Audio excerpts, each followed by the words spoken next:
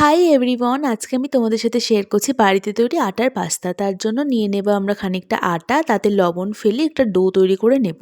এবার সেই ডো থেকে লেচি কেটে সেটাকে ভালো করে একটু মোটা করে বেলে নেব।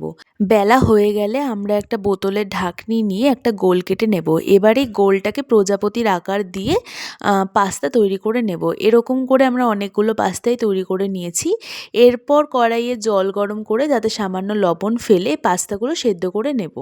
এরপর কড়াইয়ে আমরা সামান্য তেল দিয়ে তাতে রসুন কুচি, পেঁয়াজ কুচি ও সামান্য লঙ্কা দিয়ে ভালো করে মিলিয়ে নিয়ে ওর মধ্যে দিয়ে দেব আগে থেকে কেটে রাখা গাজর ও আলু। এরপর সবজিগুলো একটুখানি নাড়িয়ে ওর মধ্যে লবণ দিয়ে এবার ঢাকা দিয়ে রেখে দেবো যতক্ষণ না সবজিগুলো নরম হয়ে যায়। এরপর সবজি নরম হয়ে গেলে ওর মধ্যে একটা ডিম দিয়ে দেব। ডিমটা ভুজিয়া করে সবজির সাথে মিশিয়ে নেওয়ার পর ওর মধ্যে দিয়ে দেবো সামান্য লবণ আর গোলমরিচ গুঁড়ো। এরপর দিয়ে দেবো সয়া সস, টমেটো সস আর দিয়ে দেবো লেবুর রস। তোমরা চাইলে ভিনিগারও দিয়ে দিতে পারো।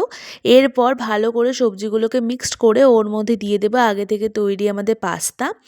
এরপর পাস্তা দিয়ে ভালো করে সবজিটা মিক্সড করে নিয়ে খানিকক্ষণ রান্না করে নিলেই তৈরি আমাদের বাড়িতে তৈরি আটার পাস্তা। এটা কিন্তু দোকানের কেনা পাস্তা থেকে অনেক অনেক বেশি হেলদি। আর তোমরা যারা একটু ডায়েট করো বা অথবা যারা বাড়িতে হেলদি খাওয়া তৈরি করে দিতে চাও নিজের বাচ্চাদের, তারাও ট্রাই করতে পারো। আর এটা কিন্তু খেতে খুবই ভালো হয়েছিল। তোমরা কিন্তু বাড়িতে ট্রাই করে দেখো। ভালো লাগলে লাইক, কমেন্ট, শেয়ার আর সাবস্ক্রাইব করো।